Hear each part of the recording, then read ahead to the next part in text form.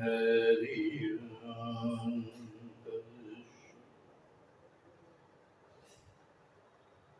ओम सर्ववेदांत सिद्धांतम गोचरं तमगोचरं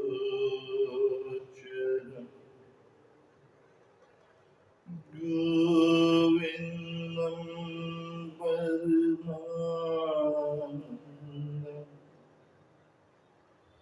सद्गुरुं प्रणतोष्यम्यहम् अधरं मधुरं वदनं मधुरं नयनं मधुरं नासितं मधुरं हृदयं मधुरं यमनं मधुरम्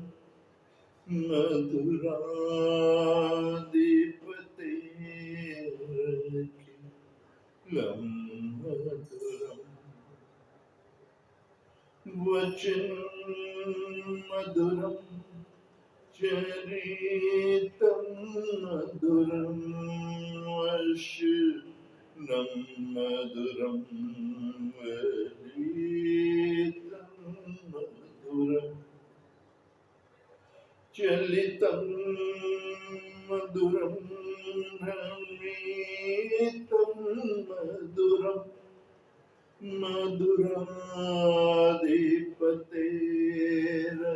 मधुराधिपतेरखिलं मधुरं वेणुर्मधुरं रेणुर्मधुरं पाणिर्मधुरं पादो मधुरो नृत्यं मधुरं सख्यं मधुरं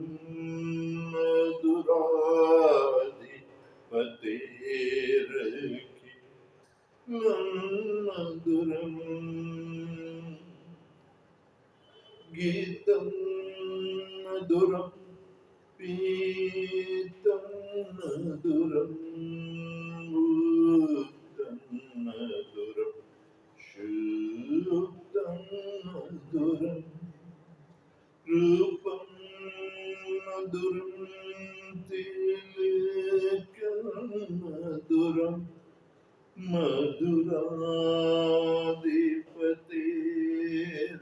मधुराधिपतेरखिलं मधुरं करुणं मधुरं तरुणं मधुरं मरणं मधुरं रमणं मधुरं अमितं मधुरं समीतं मधुरम्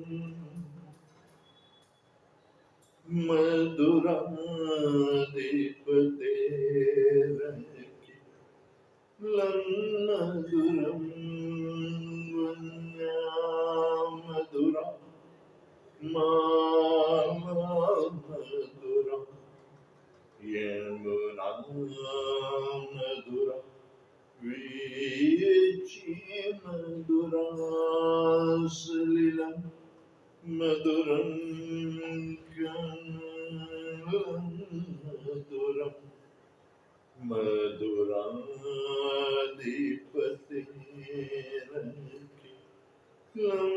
मधुरं गोपी मधुरं लीला मधुरं युक्तं मधुरं मुक्तं मधुरं दृष्टं मधुरं शिष्टं मधुरं मधुराधिपतेरखिलं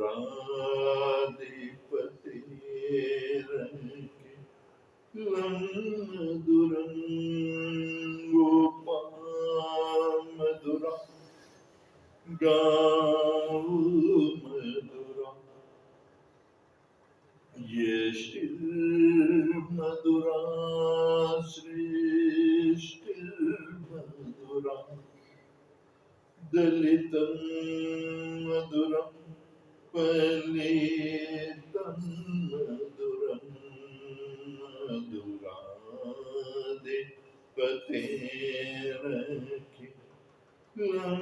मधुरं मधुराधिपतेरखि मधुरं मधुराधिपते रखीलं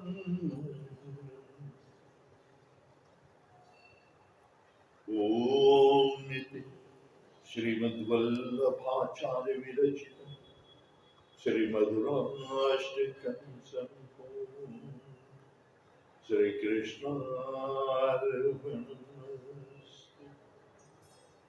ओम नमः पार्वती पतये हर हर महादेव। जय जय श्री राधे श्याम। नारायण। सर्वेश्वर परमेश्वर द्वारिकाधीश योगेश्वर भगवान श्री कृष्ण परम कल्याणकारी ज्ञान सरिता श्रीमद् भगवद गीता जी के 6वें अध्याय के 4थे श्लोक के माध्यम से ज्ञान प्रकाशित करते हुए कहते हैं, येनाहिनेन्द्रियार्थेषु न कर्मष्वनुसृज्यते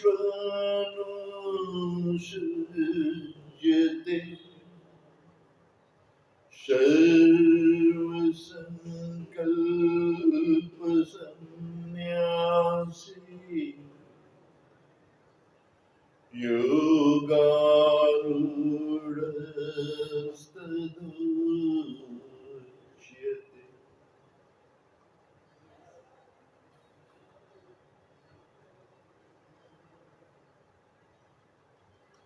कह रहे हैं नारायण कि जिस काल में यदा ही नेन्द्रियार्थेषु, कह रहे हैं कि जब जिस पल ये इंद्रियां भोग में प्रवृत्त ना हो, अविद्या से इनका संपर्क छूट जाए, अभ्यास के द्वारा वो शुभ मुहूर्त जब आ जाए, क्योंकि नारायण इंद्रियों का स्वभाव वाह्य वृत्ति होता है। इंद्रियां बाहर के पदार्थों को आभासित करना, भोगना उनकी प्रवृत्ति में आ जाता है। इसलिए कह रहे कि जब परम सौभाग्य से इंद्रियां भोग में ना हो और ना ही कर्मष्वनुसृज्यते और ना ही कर्म में आसक्त हो। नारायण देखिए, अगर ध्यान करने में भी प्रवृत्ति है हमें अभी भजन करना है, हमें ध्यान करना है, हमें ये करना है, ये भी एक अभ्यास बन जाता है। यहां आने के बाद परमेश्वर भगवान कह रहे कि ये सब अभ्यास में आ जाता है, स्वभाव बन जाता है कि हमें ये कर्म करने हैं, हमें ध्यान करना है। तो कह रहे हैं कि इसमें भी तो चित्त की वृत्ति लिप्त होगी, इसलिए इंद्रियों को भोग से लिप्सा उनकी खत्म हो जाए, इंद्रियां भोग में लिप्त ना हो और ना ही कर्मों में आसक्त। इन दोनों से जब जीव परे हो जाए, क्योंकि नारायण सर्व संकल्प उसी समय संकल्पों का अभाव होता है, क्योंकि जब तक चित्त की वृत्ति है मुझे अभी अध्ययन करना, मुझे ये पढ़ना है, मुझे ज्ञान भी अध्ययन करना है, तो कह रहे प्रवृत्ति ही है। क्योंकि एक बार की बात है, आचार्य शंकर जी भ्रमण करते हुए जा रहे थे और एक वृद्ध ब्राह्मण नारायण बैठ करके संस्कृत का व्याकरण रट रहे थे। संस्कृत का सूत्र है डुक्कर करने, उसका वो अभ्यास कर रहे थे।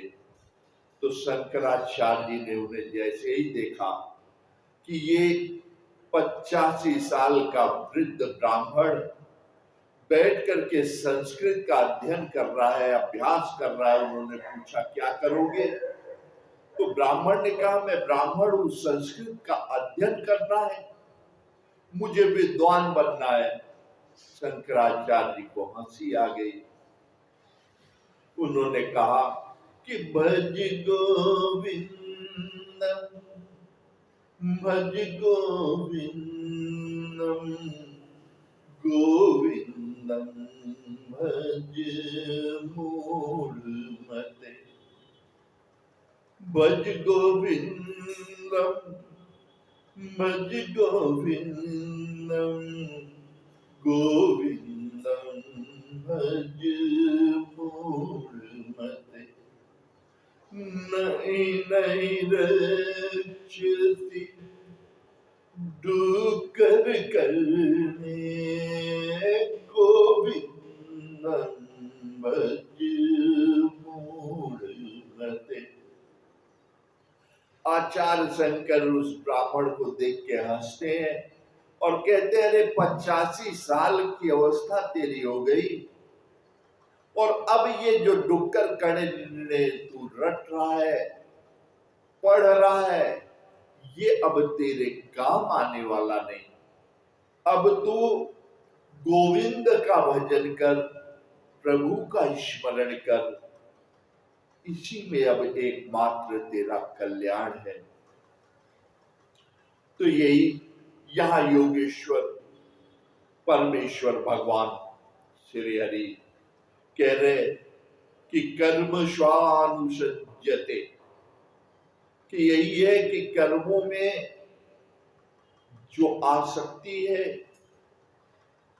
यही बड़ी कठिन है। इस आसक्ति को दूर कर लो, क्योंकि नारायण जब समस्त प्रकार के राजसी, सात्विक, तामसी सारे कर्मों से इंद्रियां निवृत्त हो जाए, और ना तो उनकी प्रवृत्ति भोग में हो। कह रहे जब ऐसा शुभ समय आए तो ही सर्व संकल्पों का त्याग हो पाता है। क्योंकि नारायण देखिए समस्त संकल्प, कभी सात्विक संकल्प भी कई प्रकार के हैं। सात्विक,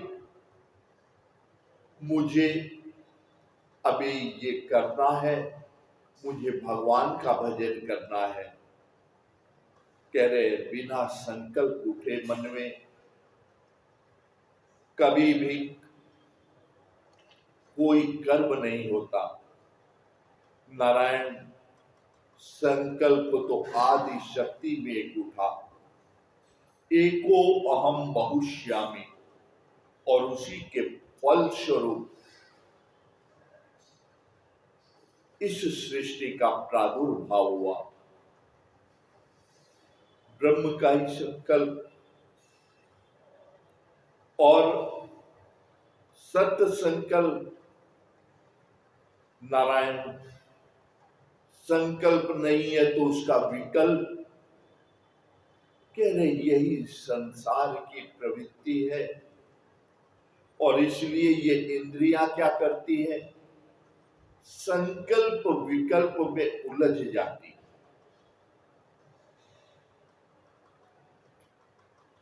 मन की प्रवृत्ति परमेश्वर भगवान कह रहे कि भोगों में लिप्त हो जाती है। ये होगा तो भजन होगा, क्योंकि एक महापुरुष नारायण, उनके मन में भी सत्य संकल्प आया कि मुझे भगवान का भजन करना है। बस उनके मन में संकल्प आया कि मुझे भगवान का भजन करना है, चल दिए। अब भगवान का भजन करे तो कैसे करे? उन्होंने कहा पहले भगवा हो। नारायण अब भगवा वस्त्र बनाने के लिए उन्होंने कपास खरीदा, कपास को अग्नि में तपाया, अग्नि पे पात्र चढ़ा करके पानी भर दिए, पानी को तपाए और उसमें भगवा रंग मिला करके कपास को डाल करके तपाना शुरू किए। पानी काफी देर तक गर्म हुआ, खौला।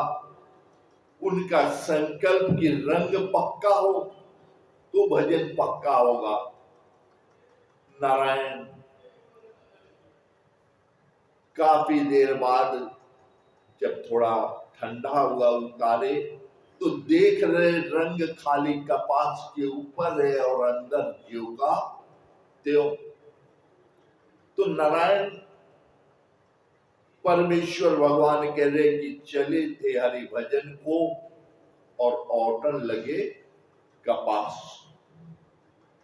यही यहां होता है। कह रहे नारायण की नाना प्रकार के भोगों में इंद्रिया लिप्त होती हैं, कोई सात्विक, कोई राजसी, कोई तामसी।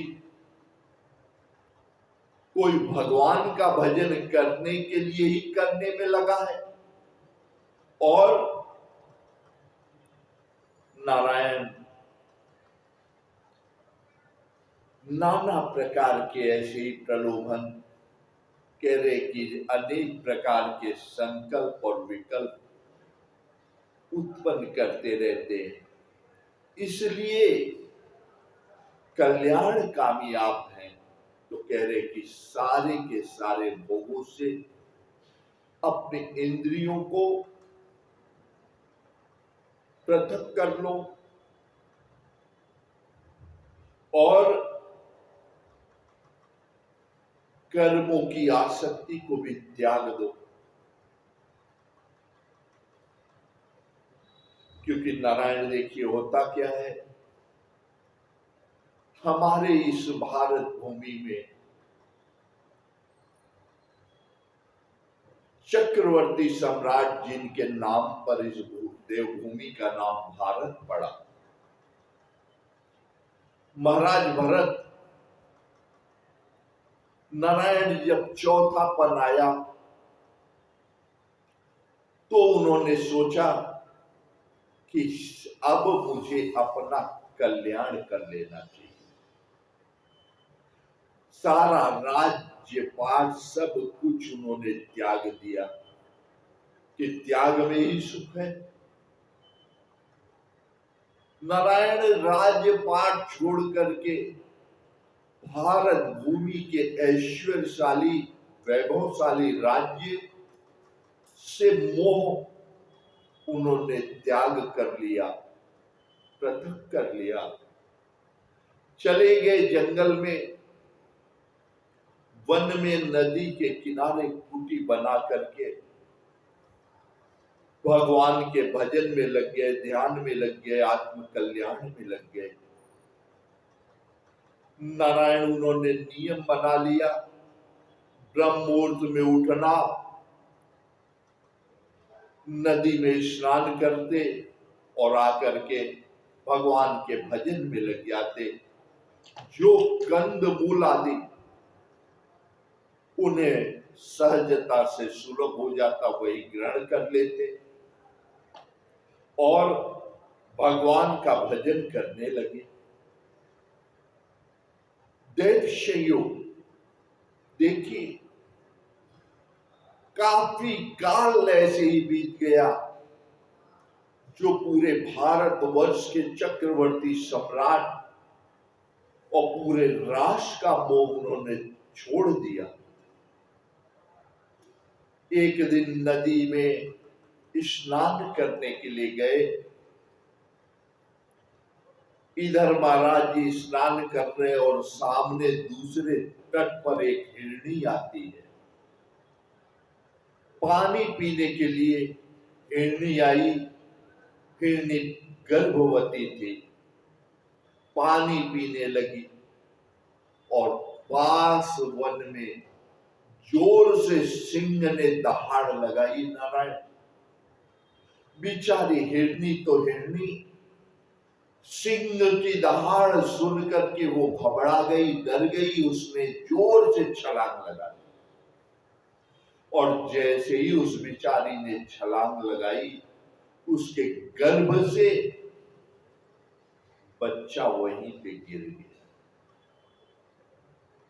हिरनी तो सिंह के डर के मारे नारायण जंगल में भाग गई, लेकिन वो बच्चा जो उसके पेट से वहां गिरा था वो छटपटाने लगा। भरत जी स्नान कर रहे, उनकी दृष्टि नारायण उस बच्चे पे पड़ती, जो वहीं गिर के छटपटा रहा। संत हृदय नवनीत समाना, उस बच्चे को देखते हैं भरत जी, और बच्चे को देखने के बाद उन्हें दया आ जाती है कि ये छोटा सा बच्चा है, नवजात शिशु है, अगर मैं इसको यहीं छोड़ देता हूं तो कोई हिंसक वन पशु इसे आहार बना लेगा। नारायण दया बिना संत कसाई, और दया करी तो आफत आई। बेचारे महाराज भरत उस हिरण के बच्चे को छटपटाता हुआ देख करके जाते हैं, उठा लेते हैं, ले आते हैं, अपनी कुटी में रख लेते हैं। नारायण जो पूरे भारत भूमि का राज्य वैभव त्याग दिए, कोई मोह नहीं, वो एक छोटे से हिरन के बच्चे को पालने में लग गए, जो पूरा राष्ट्र का पालन करने वाला उस दायित्व से तो उन्होंने मोह त्याग कर लिया और नारायण एक छोटे से हिरन के बच्चे को अब पालने लगा। देखिए, यही माया का खेल है। हिरन के बच्चे को पालने में लग गए, भगवान का भजन छूट गया, आत्म कल्याण विस्मृत हो गया। अब उनके चित्त की वृत्ति उस हिरन के बच्चे में लग गई। नारायण उसको पालने लगे। स्नान करने जाते तो उसे कुटी के दरवाजा, कुटी में बंद करके जाते। आने के बाद उसके पालन पोषण में लग गए, हिरन के बच्चे को पाल रहे।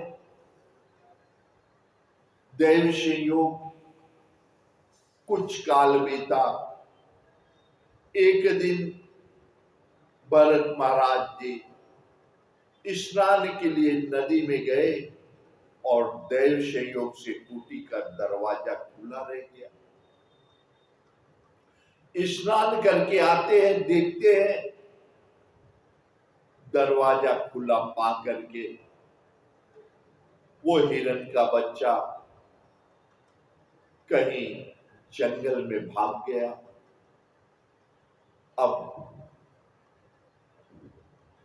भरत जी को चिंता हो गई कि अरे मेरा हिरन कहाँ गया, मेरा हिरन कहाँ गया। आप देखिए नारायण, पूरे भारत भूमि का ऐश्वर्यशाली वैभवशाली राज्य सुख, उसका तो उन्हें त्याग करने में कोई विलंब नहीं हुआ कि अब चौथापन है, अब भगवान का भजन करना है। राजपाट उन्होंने सौंप करके अपने वंशजों को और जाकर के आत्म कल्याण के लिए नारायण नदी के किनारे वन में कुटी बनाई। पूरे भारत भूमि को पालने वाला, उसके सुख का उपभोग करने वाला, वन में कुटी बना लिया और एक हिरन के बच्चे को पालने में नारायण पूरे भारत का उन्हें कोई मोह नहीं, कोई लोभ नहीं, लेकिन हिरन के बच्चे के मोह में भरत जी फंस गए और लगे वन में आसपास ढूंढने, मेरा हिरन कहाँ गया। चिंता हो गई कि कहीं किसी हिंसक पशु ने तो मेरे हिरन का भक्षण नहीं कर लिया। चल लिए, दिन भर नारायण परेशान, मेरा हिरन कहाँ गया, मेरा हिरन कहाँ गया। पूरे भारत के ऐश्वर्यशाली राष्ट्र के राज्य का सुख छोड़ देने में उन्हें विलंब नहीं हुआ, लेकिन हिरन के बच्चे का मोह ऐसा चढ़ा नारायण कि अन्न जल छूट गया महाराज जी का। हिरन की चिंता और शरीर जब छूटा तो कहते अंतमति सोगति। नारायण शुरू से अभ्यास बना लो भगवान के भजन का, स्मरण का, तो जब भी मिलेंगे भगवान मिलेंगे। लेकिन अंत में जन्म जन्म मुनि जतन कराई, अंत राम मुखावताही।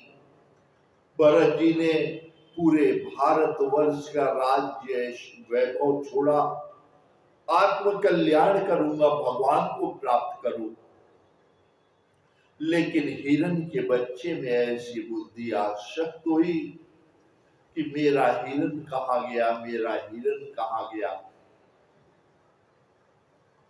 करते करते प्राण छूट गए। परमात्मा ने नारायण उन्हें पुनर्जन्म दे के उसी वन में हिरण बना करके भेज दिया। अब हिरण की टोली में रहना मजबूरी है।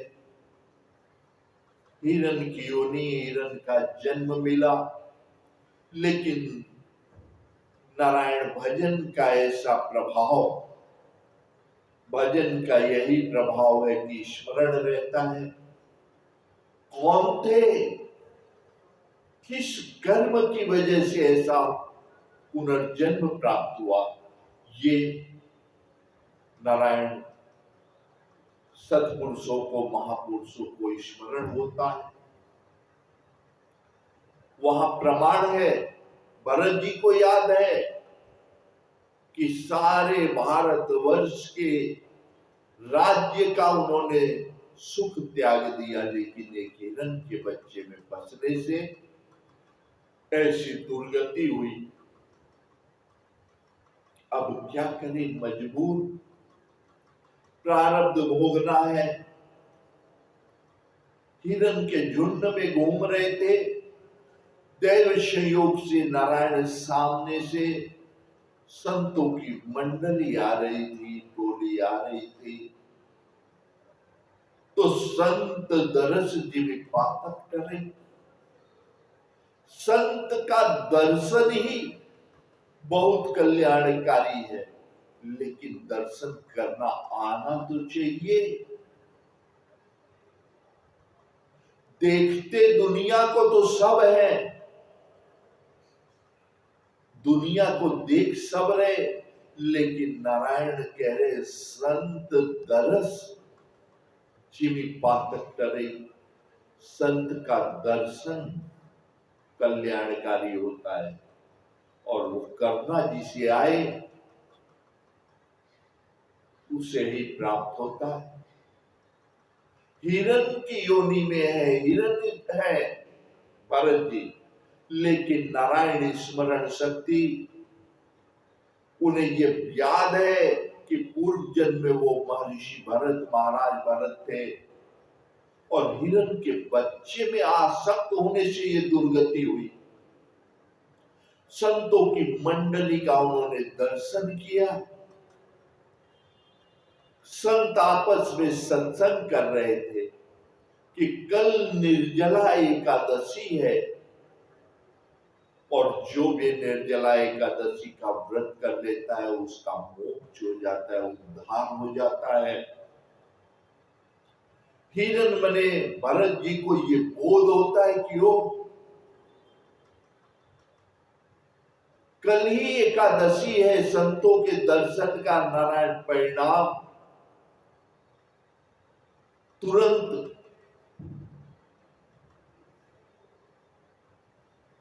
भला हो गया, मार्ग मिल गया कि कल ही एकादशी है, निर्जला एकादशी है, बड़ी एकादशी है, और जो निर्जला एकादशी का